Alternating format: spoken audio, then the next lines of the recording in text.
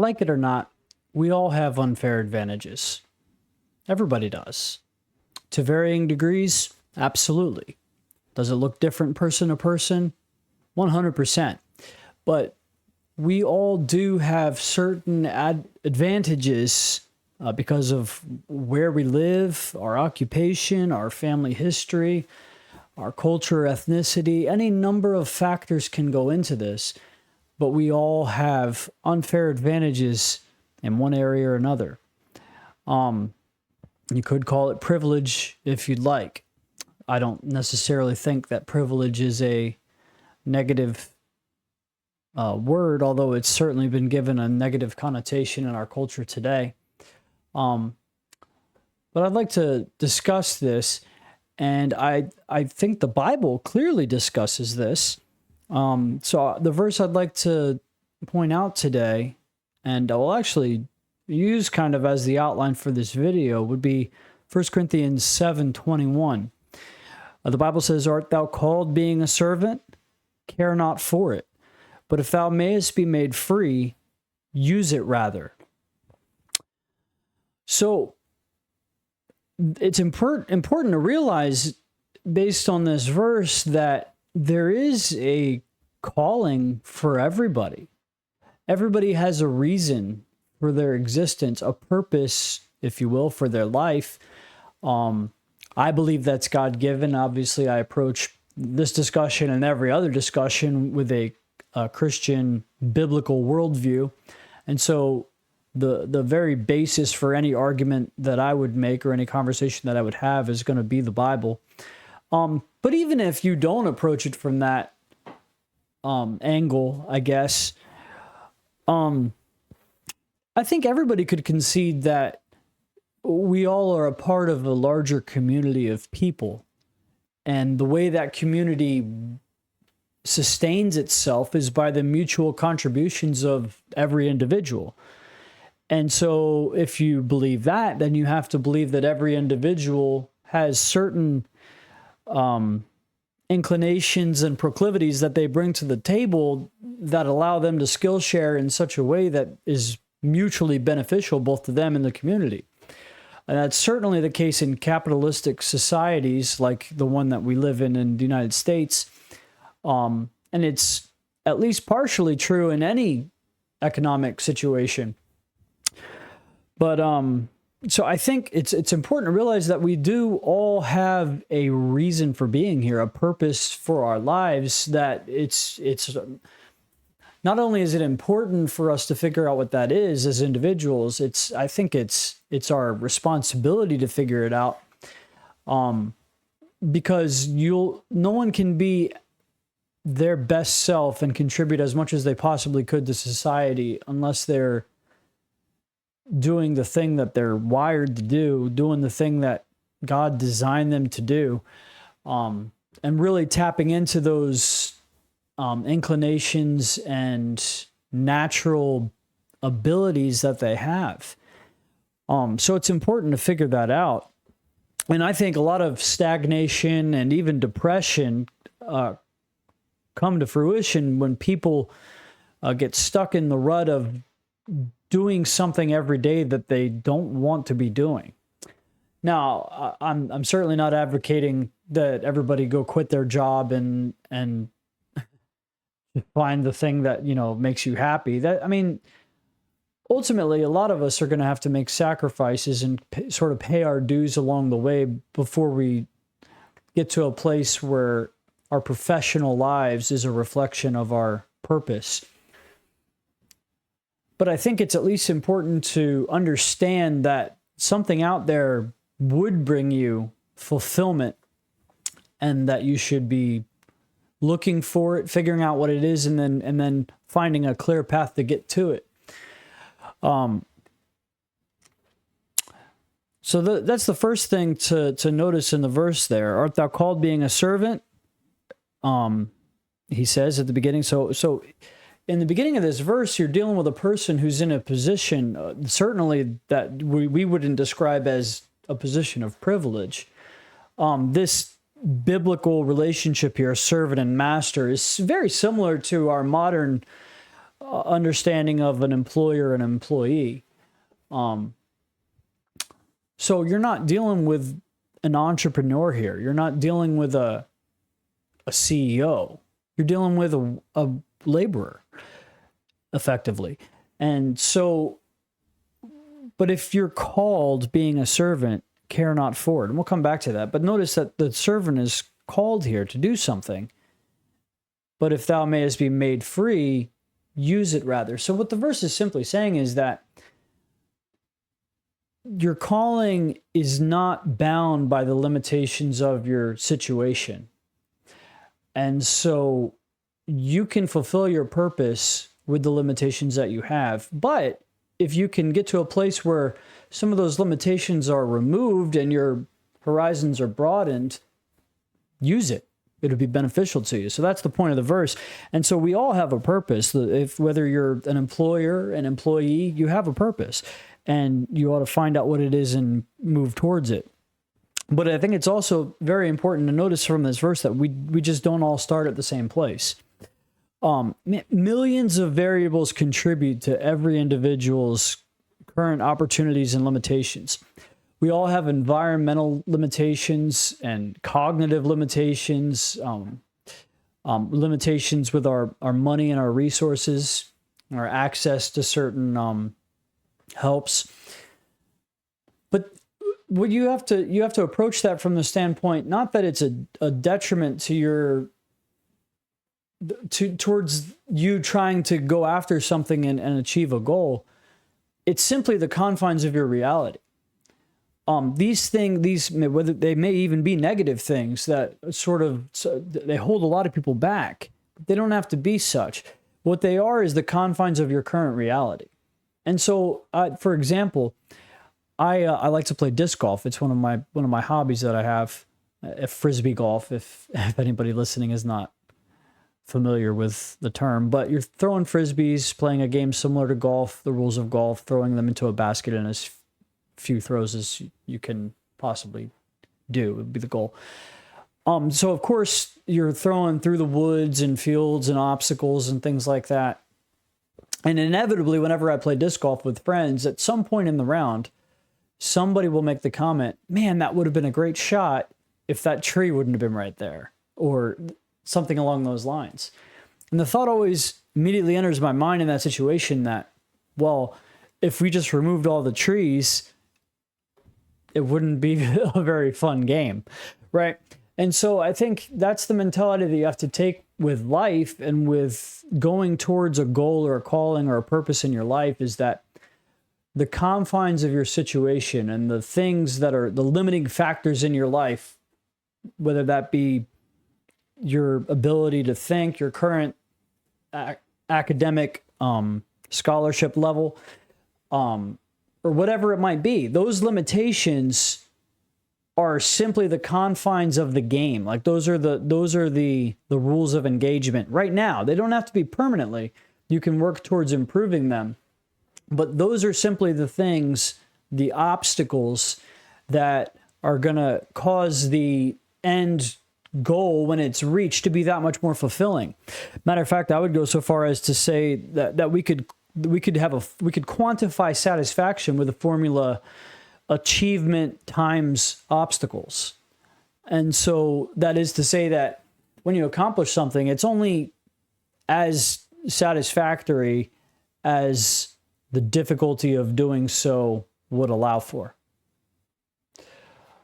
And so I think that's very important to understand. Because the truth is everybody has to overcome deficits to get where they want to go. And the greater the deficits, the greater the victory. We all grow and gain skills and resources so that we can upscale and improve our workloads over time. But that's only if you don't dwell on the unfairness of it all. Life's not fair. And so, like our verse at the beginning stated, care not for it. Art thou called being a servant? Care not for it. If that's the thing that you focus on, and that's the thing that you put all your attention into, is the confines of your situation, you're missing out on the possibility of great fulfillment and joy at the end of that road when you achieve in spite of your circumstances. But I think another very important aspect of this verse is that it makes it obvious that your advantages are not a negative thing. Contrary to what our current society would have you to believe, society would have you to think that privilege is inherently evil and that it's a result of a patriarchy or whatever you might call it, system, a hierarchy that preys on the poor and funnels riches from the bottom to the top. It's simply just not the case. Privilege is not a bad thing. And like I alluded to at the beginning, we all have it in some form or another.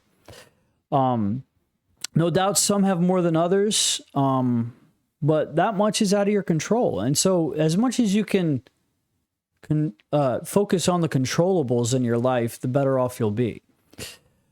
The important thing is to honestly observe your situation and take a sort of inventory of the skills and resources and opportunities that you have that you might be overlooking. This requires some humility, and it requires some gratitude. And it requires you to remember that nobody is an island, and everybody needs a lot of help along the way if they're going to get anywhere worth going.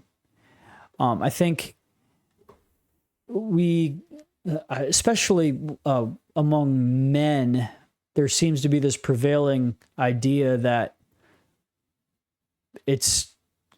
people are self-made and that it's virtuous to be self-made as opposed to, whether you received an inheritance or whatever, for an extreme example. But the truth is we all get help and we all need help. If we don't get help, then we don't get anywhere.